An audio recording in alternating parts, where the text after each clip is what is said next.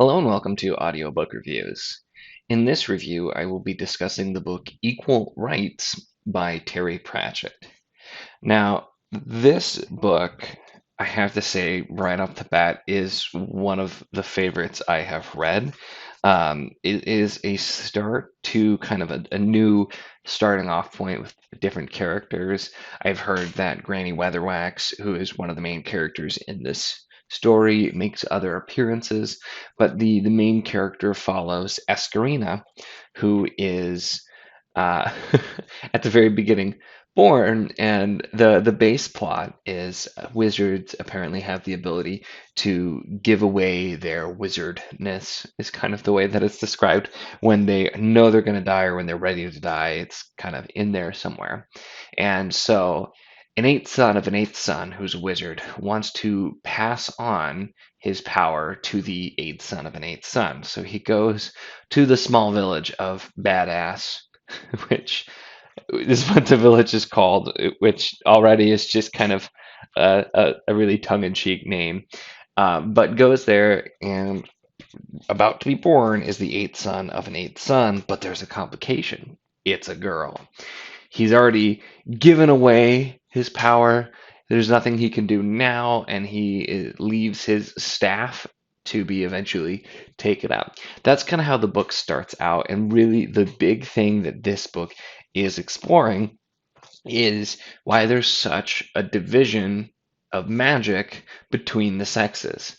This is something too, and a lot of stories have explored in different ways, saying like, oh, well, a wizard is one thing, the sorcerer is another, there's witches and there's enchantresses and there's this and that, but it's always very distinct for the most part, at least in kind of the classic fantasy. Of course, there's lots of modern fantasy where the magic is more unisex, but the kind of the classic, when we're talking about witches, wizards, sorcerers, warlocks, etc., all of that, very, very divided between the sexes. And the base question is why? And it's just funny because the book could be looked at as having a social commentary on equality, and in a way, I can't say that it doesn't, but more to me, really, the foundation of it is actually a commentary on the world of fantasy. Pratchett, especially in the early books, is really, really tries to get parodies of just about everything in there. There was in The Light Fantastic a joke where he was describing a woman and specifically not describing her the way that women are always described in fantasy novels. And so this just has the question like, well, why does it really matter? Why can't a woman be a wizard? Why can't a man be a witch? And it's brought up, and the fun part is it's both sides. You have Escarina, who is growing up with Granny Weatherwax, and Granny Weatherwax tells her the same thing. No, it's the magic. It's just different. Men are wizards. They are more like logical numbers. Women are witches. We're more about nature and the natural world and knowledge and magic as well too, and tells her that. And then later, of course, the wizards are like, women can't be wizards. It's just not the way it is. And throughout the book, nobody really ever has actually a good answer, and there's a lot of humor in them trying to figure one out. But that's kind of the base premise for this story. This story was a lot of fun, and one really big thing I want to point out, because of the fact that I've been a bit critical of specifically the first two books, The Color of Magic, which I did not particularly enjoy, and The Light Fantastic, which I liked more, but still just felt like it was a little bit all over the place and not really sticking to a narrative. It did stick a lot more to a narrative in The Light Fantastic, with other things happening. And in Guards, the first Pratchett book I did a review on as well, there was a really overall narrative structure there as well, and that I enjoyed. This book has a very tight narrative, and it really does kind of hone in just look at what's happening. We have like any Pratchett book, we have some of the side notes, the uh, asterisks, and you read the footnote and the little things where there's an innocuous thing that happens and he spends a paragraph or a page talking about it. Those things are still there, but it's a lot more contained, I would say, and the narrative is a lot tighter, really focusing a lot more on it. And that's not to say that the humor is not there, because the humor is absolutely still there.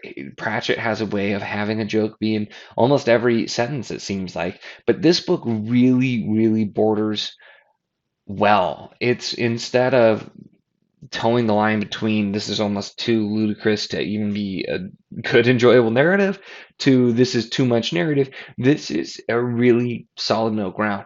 Lots of humor, lots of jokes, very fun book, but still focuses on the narrative, the character, the story, and doesn't jump off in other directions as much. I know that's kind of a Pratchett thing to do, but I really do like focusing a bit more on the story and less so on asides. Now, a lot of world building happens, and a lot of that is done through the asides, which is why I don't say that they're bad. It just can be a little jarring when you have too many of them. But this book even still touches a lot of the points that have already been brought up. I'll get in a little bit more detail once I get to the spoiler section, but we hear more about the dungeon dimension. We learn a lot more about magic that both witches practice and wizards practice. We learn more about the Unseen University. We have mentions of the Ramtops Mountains mentioned later. There's all kinds of little side notes, things that are mentioned that either are in the previous books or are in later books as well. And the way it all kind of ties together is nice. And I will admit that that did probably require a lot more world building, especially in the early books, to make that more possible. Now, at this point, before I get into the spoiler section, I want to do what's become a tradition of mine when reviewing Terry Pratchett books, and that is reading out my favorite lines or very brief passages. Now, these will all be with no context, and none of them are going to actually spoil anything. They are just some of my favorite pieces. I started bookmarking as I went through because there's always just a couple of lines that really get me. First we have S gazed down defiantly. Granny glared up sternly. Their wills clanged like cymbals, and the air between them thickened. But Granny had spent a lifetime bending recalcitrant creatures to her bidding, and, while Esk was a surprisingly strong opponent, it was obvious that she would give in before the end of the paragraph. Classic fourth wall break. Pratchett does a lot of fourth wall breaking in the narration as well. That one I just thought was very, very fun, just the way that that was written. And there are really just some ridiculous things that happen in general. The next is a box full of marzipan ducks on a nearby stall came to life, and word passed the stall holder to land, quacking happily in the river, where by dawn they had all melted. That's natural selection for you. Another little whimsical note there. And only one more, I promise. The final favorite passage for me is still, it was a relief to get away from that macabre sight. Gander considered that gnolls didn't look any better inside than out. He hated their guts. So puns, wordplay, overall just a lot of fun. You kind of expect that in general in a Terry Pratchett novel. And this one really does not disappoint. Still a lot of jokes. If you notice, 2 out of the 3 passages actually did not directly pertain to the narrative. So, like I said, even though this one does focus a lot more on the narrative, you still have the zany jokes in there. And so, really, really an enjoyable book. And this was, like I said, one of my favorites. Guards, I really enjoyed the characters and the setting, and that was kind of a bigger story, which I liked. But it kind of lagged in the middle, and this book really didn't. It continued to go on. That being said, the ending I think is a little hit or miss, but that's kind of a common theme with Pratchett books as well. Sometimes there's a lot going on, and the ending just seems like kind of like, oh, there it is, it's done. And that happens a lot, but has not really turned me off of these books. At this point, I'm going to get into spoilers just a little bit. I try not to do too many spoilers for these reviews because the books aren't terribly long, and there's a lot to just talk about the general structure of the book and other things without spoilers. But I do want to mention a couple of things and touch a little bit more on the ending and also one of my other incredibly funny favorite parts of this that I can't really get into too much, without spoilers, but I'll say for those of you who are going to skip the spoiler section, personifying a building had something to do with it. So you'll know what that means when you get to it if you've not read it yet. That said, I'm now going to get into spoilers a little bit with that and a couple of other things. If you do want to skip the spoiler section, check the description. I will post the timestamp of where you can skip to. Now, I mentioned the personifying of the building. That, of course, in the Unseen University, after Esk gets there and Granny behind her, and Esk is trying to basically get in, and she can. Granny sets it up so that she will be essentially, a maid, so that she's still there and can kind of pick up magic until maybe she can change her mind, etc. And Granny's also there as well, and we find out that, all living things do have a mind. That's pretty early on. Granny talks a lot about borrowing, where you kind of borrow the mind of an animal. And we find out that the Unseen University, due to all the ambient magic, the actual building itself has a mind from the magic. And the personification of that was very funny, and it was through the end of the book. I laughed out loud multiple times at it. First of all, with Granny borrowing the mind of the building, and then it's describing her like things like she, like moved her balconies, and just it's completely ridiculous.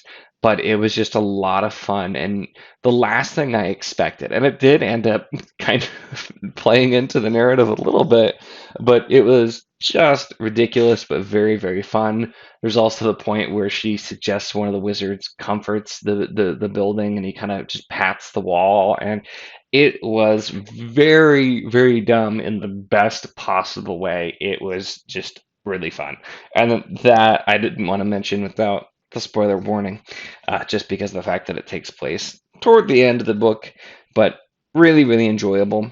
The other thing I do want to touch on is the ending. I did think it was interesting seeing more of the creatures from the dungeon dimension. We've had them brought up that they're kind of like outside of time and space and they want to get into the universe. We find out because they feed on magic. And this has been brought up a little bit in the other couple of books that came before Equal Rites. And it was explored a little bit more here. And it makes sense that we would hear it from this narrative essentially going forward. It did. I kind of touched on the ending. They're always kind of iffy with Pratchett books. Ask ends up going into essentially the dungeon dimension to try to save this boy who we saw throughout the book, who's also there to become a wizard. And then she figures out that if she just doesn't believe they exist and they can't hurt her, then they can't, because they basically try to take on a form. They're formless creatures. They take on a form that will frighten people and make them think they're real, and they feed on magic. So by not believing in them and by not doing magic, they're able to escape. Now, it made complete sense in the narrative. Just the kind of idea that I'm just gonna, focus on willpower. Never been a huge fan of that as a resolution, but it was still an enjoyable ending, and ending with Heskerina being made a wizard officially with her staff. It was kind of the satisfying ending. You figured it would work out some way. Pratchett does like the happy ending, and when you're doing more parody satire, you can do that a little bit without it, being a huge letdown. He's not trying to tell the greatest epic fantasy story. He's parodying and satiring and doing it very, very well in a fantasy world, and in turn and through that telling stories. So I don't really fault it. If this was a more serious book and written very differently, then I might have other opinions. But as I said, you get that with Pratchett to an extent. It's just kind of the way that he writes and the way that he writes endings. So overall, to reiterate, really, really enjoyed this book. I thought this was great. For those of you who are trying to find kind of a starting point, I think this works really well. I don't think I've actually heard anyone suggest this particular book as a starting point, but it's as just a singular novel. that focuses on the narrative. You still learn about the world. You don't have to have read any of the other books. It's really good. And it's something that gets you used to Pratchett in a little bit of a smaller dose before jumping in full keel and then going into one of the really more ridiculous books. This one was a little bit toned down, but still very funny, very good. So I think it's would be a good starting point, honestly, with it. If I would have started with this versus The Color of Magic, I would have read many, many more Terry Pratchett books by this point because this was very enjoyable. With that, if you enjoyed this video, you want to see more like it, I will still be doing some more Pratchett videos between other books. They're nice kind of to read in between more longer, serious things. So I'll keep doing these as well. I have reviews that are posted every Friday. So if you like these, you want to see more, feel free to subscribe. If you like this one, feel free to like the video as well.